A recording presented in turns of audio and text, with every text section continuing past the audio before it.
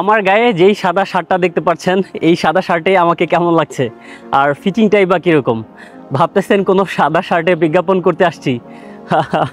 না, আসলে আমি যখন সৌদি আরবে এসেছিলাম ঠিক তখনই আমার সাথে করে এরকম দুইটা সাদা শার্ট, দুইটা কালো প্যান্ট আর হচ্ছে এক জোড়া ফর্মাল শু আমার সাথে করে নিয়ে এসেছিলাম।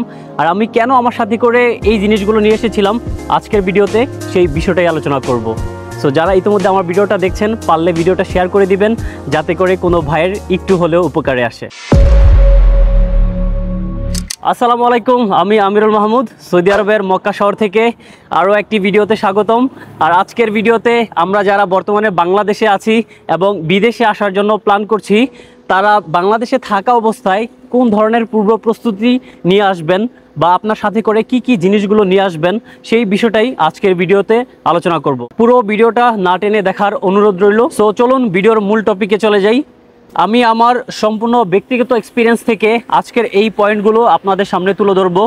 সো যারা বর্তমানে বাংলাদেশে আছেন তারা বিদেশে আসার সময় আপনাদের সাথে করে যেই জিনিসগুলো নিয়ে আসবেন, নাম্বার 1 সিভি, অর্থাৎ আপনার জীবন বৃত্তান্ত। আপনি বাংলাদেশে থাকা অবস্থায় খুব সুন্দর করে আপনার একটা সিভি বানিয়ে নিয়ে আসবেন আর সাথে করে কয়েক কপি সিভি প্রিন্ট করেও আপনার সাথে করে নিয়ে আসবেন। এতে করে আপনি যখন বিদেশে আসবেন তখন আপনি যে কাউকে যদি বলেন যে ভাই আমার একটা চাকরি দরকার, তাহলে সে যদি বলে যে ভাই আপনার একটা সিভি দিন, তাহলে আপনি ইনস্ট্যান্টলি আপনি তাকে আপনার এই সিভিটা দিয়ে দিতে পারবেন। এটা আপনাকে খুব ভালো একটা হেল্প করবে। আপনারা হয়তো অনেকেই বলতে পারেন যে ভাই আমি এই দেশে আসলে তারপর আমি একটা সিভি তো বানাতেই পারি। হ্যাঁ ভাই, আপনি চাইলে সিভি বানাতে পারবেন, কিন্তু এই দেশের যে কম্পিউটারের যে দোকানগুলো আছে ওইখানে গেলে দেখা গেছে তাদের ভাষায় ট্রান্সলেট করে আপনাকে বোঝাতে একটু প্রবলেম হতে পারে, বা আপনার এই সময়টা ওই জায়গায় ওয়েস্ট না করে আপনি চাইলে ইনস্ট্যান্টলি আপনার সিভিটা জমা দিয়ে দিতে পারবেন।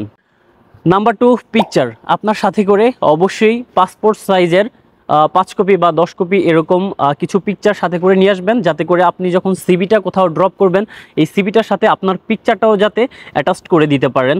আপনি চাইলে এই দেশে এসেও আপনার পিকচারটা তুলতে পারবেন, কিন্তু দেখা গেছে কোনো একটা দোকানে গিয়ে যখন আপনি একটা পিকচার তুলবেন আপনার থেকে অনেক বেশি টাকাই খরচা পড়তে পারে। সো আপনি যখন দেশ থেকে এই পিকচারগুলো সাথে করে নিয়ে আসবেন, আশা করি আপনার জন্য খুব ইজি এবং সহজ হবে যে কারো কাছে এই পিকচারগুলো দিতে। নাম্বার 3 সার্টিফিকেট বা ডকুমেন্ট। সো আপনি দেশে থাকা অবস্থায় আপনার যেই শিক্ষাগত যোগ্যতাগুলো আছে বা এর পাশাপাশি আপনার যেই আদার্স যেই কোয়ালিফিকেশনগুলো আছে ওইগুলোর যে সার্টিফিকেট বা ডকুমেন্টগুলো আপনার সাথে করে অবশ্যই নিয়ে আসবেন। এগুলো আপনার চাকরি পেতে আপনাকে অনেকটাই সাহায্য করবে। সো যে কোনো সময় যদি কেউ আপনার চাকরির কথা বলে ইনস্ট্যান্টলি আপনি আপনার এই ডকুমেন্টগুলো আপনি সাবমিট করে দিতে পারবেন। Number 4 dress code. আমি যেটা বলেছিলাম ভিডিওর শুরুতে যে আমার এই সাদা শার্টে আমাকে কেমন লাগছে, ইংরেজিতে একটা প্রবাদ আছে যে first impression is the last impression. মানে হচ্ছে একটা মানুষ যখন আপনাকে প্রথম দেখায় সে দেখবে আপনার প্রতি তার যে একটা ফার্স্ট ইমপ্রেশন কাজ করবে বা যে একটা ভালো লাগা বা খারাপ লাগা কাজ করবে, এটা আপনাকে অনেক দূর পর্যন্ত নিয়ে যেতে সাহায্য করবে। সো আপনি যখন এরকম সুন্দর করে সাদা শার্ট, কালো প্যান্ট, একজোড়া ফর্মাল শু পরে যখন আপনি কোনো একটা ইন্টারভিউ বোর্ডে ফেস করবেন, আশা করি আপনার এই ড্রেস কোডও আপনাকে একটা ভালো চাকরি দিতে সাহায্য করবে। তাহলে আপনারা হয়তো অনেকেই বলতে পারেন যে ভাই আমি তো এই দেশে এসে বা যে কোনো দেশেই যান না কেন ওই দেশ থেকে আপনি চাইলে এই সাদা শার্ট কালো প্যান্ট নিতে পারেন। হ্যাঁ, আপনি নিতে পারবেন, কিন্তু এই দেশে এই ড্রেসগুলো অনেক বেশি এক্সপেন্সিভ বা আপনার ফিটিংটাও অনেক বেশি একটা গুরুত্বপূর্ণ বিষয়। কারণ আপনি যদি একটা ভালো ফিটিংয়ের যদি জামা কাপড় না পরতে পারেন, দেখা গেছে আপনার লুকসটাও অত বেশি গর্জিয়াস আসবে না। সো আপনি সাথে করে অবশ্যই এই সাদা শার্ট, কালো প্যান্ট এবং একজোড়া ফর্মাল শু সাথে করে অবশ্যই নিয়ে আসবেন। আমি দেখেছি যে প্রবাসী অনেক বাংলাদেশি ভাইরাই তারা অনেক বেশি শপিং করে নিয়ে আসে দেশ থেকে, কিন্তু প্রয়োজনীয় এই জিনিসগুলো তারা নিয়ে আসে না। আমি তাদেরকে বলছি যে ভাই আপনি এই দেশে আসলে অনেক ডিসকাউন্টে অনেক কিছু কিনতে পারবেন, কিন্তু আপনি যদি এই জিনিসগুলো দেশ থেকে না নিয়ে আসেন তাহলে আপনাকে প্রথম পর্যায়ে এই দেশে এগুলো কিনতে প্লাস হচ্ছে যে একটা সাফারিং এটা আপনাকে ফেস করতে হবে। সো অবশ্যই আপনার সাথে করে ঠিক এরকম একটা সুন্দর ড্রেস কোড নিয়ে আসবেন। আর বিশেষ করে যারা হসপিটালিটি ইন্ডাস্ট্রিতে আসতে চাচ্ছেন, হসপিটালিটি ইন্ডাস্ট্রিতে একটা কমন ড্রেস আছে যেটা হচ্ছে সাদা আর হচ্ছে কালো। সো যারা হসপিটালিটি ইন্ডাস্ট্রি যেমন রেস্টুরেন্ট, হোটেল বা কফি শপ এরকম বিষয়ে আসছেন তারা সাথে করে অবশ্যই এরকম একটা ড্রেস কোড সাথে করে নিয়ে আসবেন। Number 5 language. আপনি যখন দেশে থাকবেন তখন আপনি ট্রাই করবেন যে ইউটিউব থেকে যেই দেশেই যান ওই দেশের যেসব ল্যাঙ্গুয়েজগুলো আছে, ভাষাগুলো আছে, ওই ভাষাগুলো কিছুটা হলেও আয়ত্ত করার জন্য ইউটিউবে আপনি সার্চ করলে খুব ইজি ছোট ছোট যে বাক্যগুলো আছে, আপনি চাইলে এই বাক্যগুলো দেশ থেকে আপনি যদি শিখে আসেন, আশা করি আপনার এই দেশে বা যে কোনো দেশে আপনি গেলে আপনার চলার পথে এই জিনিসগুলো, এই ভাষাগুলো অনেকটাই আপনাকে উপকারে দিবে।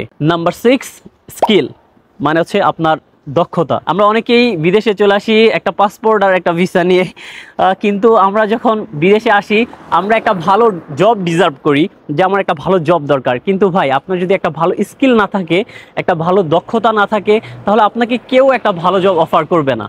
সো একটা ভালো জবের পিছনে আপনার একটা ভালো স্কিলও থাকা দরকার। আমি যেহেতু একটা হসপিটালিটি ইন্ডাস্ট্রিতে আছি, আপনারা যদি কেউ এই হসপিটালিটি ইন্ডাস্ট্রিতে সৌদি আরব বা যে কোনো দেশে আসতে চান, তাহলে অবশ্যই দেশে বর্তমানে হসপিটালিটি ইন্ডাস্ট্রির ওপর অনেক সরকারি ইনস্টিটিউট বা প্রাইভেট ইনস্টিটিউটগুলো আছে। আপনারা চাইলে সেখান থেকে শর্ট কোর্সগুলো আছে যে 2 মাস, 3 মাস বা 6 মাসের, এই কোর্সগুলো করে যদি আপনারা বিদেশের মাটিতে আসেন, তাহলে আশা করি আপনারা এই বিদেশের মাটিতে একটা ভালো হসপিটালিটি ইন্ডাস্ট্রিতে জব পেতে আপনাদেরকে অনেকটাই সাহায্য করবে।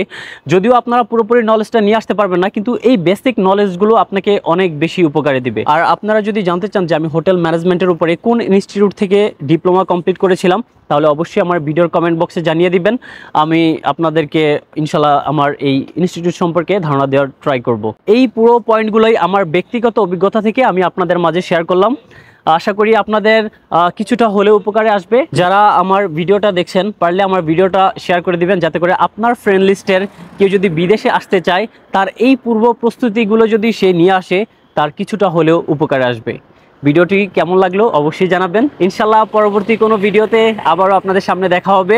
সে পর্যন্ত আপনারা সবাই ভালো থাকবেন এবং সুস্থ থাকবেন। আসসালামু আলাইকুম।